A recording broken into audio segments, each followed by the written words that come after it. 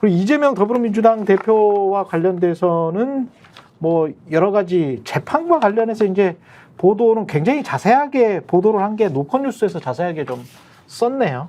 근데 이것도 이게 자세하게 쓰긴 했는데 1대1로 굉장히 좀 균형을 잡기 위해서 나름의 기계적 중립을 잡기 위해서 노력한 흔적이 그러나 그럼에도 불구하고 재판을 자세하게 썼다는 거에 일단 칭찬은 합니다.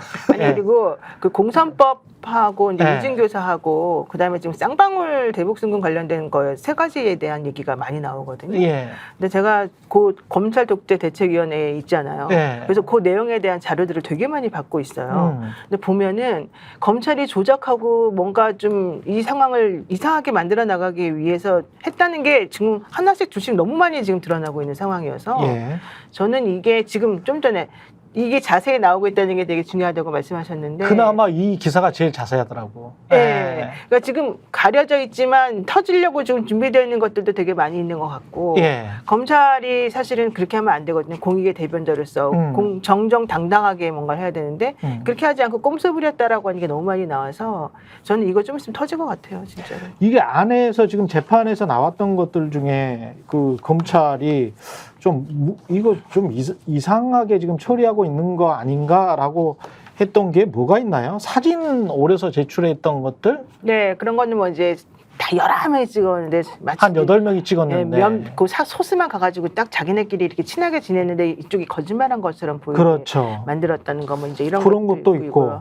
그다음에 예. 또 이화영 씨 그 지난번에 7월부터 8월, 9월까지는 사실은 이화영 씨가 검찰로부터 조작을 당한 그 내용이 있었다는 게 이제 주장이었었거든요. 예. 쌍방울 대북송금 관련돼가지고. 예. 근데 그 부분에 있어서 검찰 주장은 그 기간 동안에 민주당에서 이화영 씨를 회유하려고 했는데 실패했다가 9월달에 성공해가지고 말이 바뀐 거였다는 거였고 민주당 입장은 그 반대 입장이었는데 오늘 또 뉴스가 단독으로 하나가 나왔는데 뭐요? 7월달에 접견 그때 김태형 변호사인가 그 변호사가 김영철 변호사인가 변호사가 쌍방울의 그 저기 이화영 부지사하고 접견하는 과정 중에 예. 변호인 접견 내용이 공개가 됐어요. 원래 변호인 접견은 원래 공개가 안 되는 거거든요. 예. 근데 그 공개된 내용이 자기네들끼리 전부 다 검찰이 다르게 조작해놓고 나를 그렇게 회유했는데 내가 이걸 어떻게 되면서 되게 고민하는 그런 모습이 이화영 쪽에서. 전 부지사가. 네, 그러니까 검찰이 그동안 주장했던 게 다 완전 거짓말이었다는 게 다 드러나는 오늘 뉴스가 단독으로 나왔어요. 예. 그걸 보면서 깜짝 놀랐어요. 왜냐면 일반인들 접견은 녹음이 다 돼요.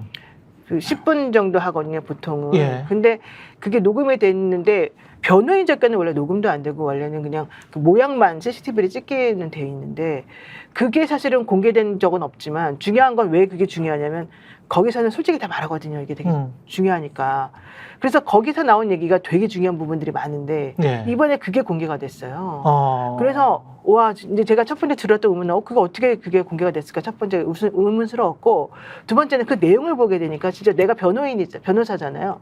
내가 지금 한 20년 변호사하고 있는 중인데 변호사로서 내가 딱 보니까 이 그림이 너무 그려지는 거야.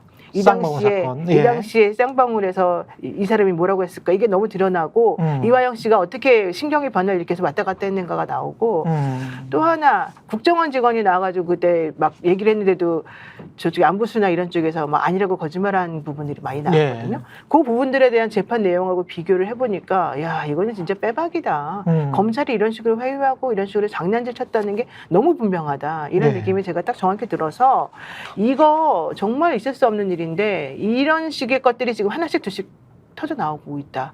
이게 제일 더 중요한 부분인 것 같아요. 근데 이 하나씩 조금 구체적으로 더 들어가 보죠. 그 시장 재직 때는 알지 못했다. 고 김문기 씨 관련해서 이제 이재명 대표가 SBS 방송에서 그렇게 이야기를 했었잖아요. 네. 시장 재직 때는 알지 못했다.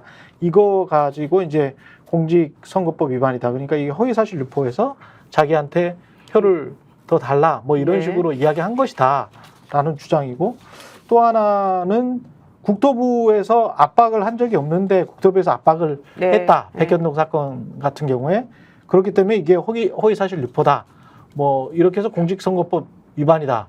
이렇게 두 가지인데 어떻게 보십니까? 김연아 평론가는 이 사건들 자체를 어떻게 보는지 그게 궁금하네요.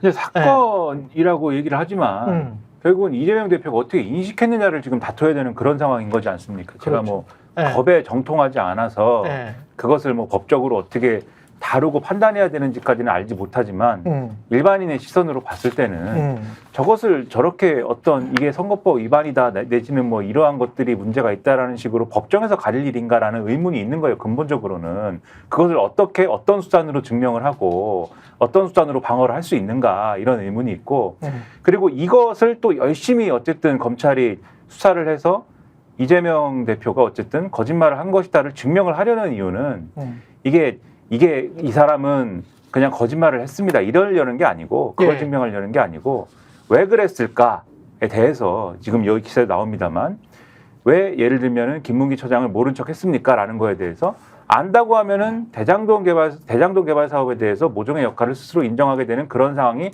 되기 때문에 그래서 그거를 은폐하기 위해서 모른 척한 거 아닙니까? 이렇게 주장을 하려고 하는 거잖아요. 그러니까 중간 징검다리 같은 거잖아요. 이 얘기가. 예. 그렇게 보면은 제가 볼 때는 검찰이 결국은 대장동 사건에 대해서 뭔가를 수사하기 위한 하나의 과정으로서의 이거를 사고하는 것이기 때문에 결국은 이게 뭐 예를 들면은 선거에 있어서 국민이 어떻게 제대로 선택하는지 여부와는 별 관계가 없는 일 아니냐 이런 생각이 들어서 꼬리를 시키기 위한 주변적인 사건이다 이런 생각이 들고 백현동 건 마찬가지예요. 압박으로 느꼈느냐 안 느꼈느냐에 대한 어떤 그걸 가려야 되는 것처럼 지금 돼버린 거잖아요. 이것도 마찬가지로 백현동 건에 대해서 그러면 어떻게 이 꼬리를 시켜야 되느냐. 검찰이 이걸 지금 보강하기 위해서 징검다리처럼 활용하는 그런 부분이 돼버린 건데. 아 그래요? 대장동 사건이면 대장동 사건, 백현동 사건이면 백현동 사건에 대해서 그러면 검찰이 있는 그대로 제대로 그 사건에 대해서 수사를 하면 되는 거 아닙니까? 예. 제가 볼 때는 이건 굉장히 거기서 파생된 주변적인 논란들이 확대되는 그러한 어떤 것들을 비춰지고 있어서 그러한 점들이 저는 상당한 의문이다라는 말씀 드리는 거예요. 저는 좀 우스운 게 이 대장동이든 백현동이든 만약에 이제 성남시장이나 뭐 경기도지사 시절에 인허가권을 가지고 그거를 뭐 인허가를 해주는데 돈을 받았다. 이러면 부정부패니까 처벌해야지. 예? 근데 손 그렇게 이제 지난 4년 동안에 그렇게 쭉 이야기를 해왔거든. 근데 그거는 없고, 이제 그거는 없어졌죠. 없어, 이제 그거에. 대장동으로 뭐 돈을 받았다. 뭐가 없고, 대장동과 관련해서 김문기를 시장 재직 때 알았나, 몰랐나, 이거 가지고 이제 선거에서 진 사람한테 공직선거법 위반으로 일찌감치 걸어 놓은 거야. 일찌감치. 저는 근데 이게 어떻게 비춰지냐면, 그러면 인식의 문제다라고 방금 김연아 평론가가 이야기를 했는데, 그러면 김건희 씨 주가 조작 했냐 안 했냐? 수천만 원 벌었냐 안 벌었냐? 아니 수십억 원 벌었냐 안 벌었냐?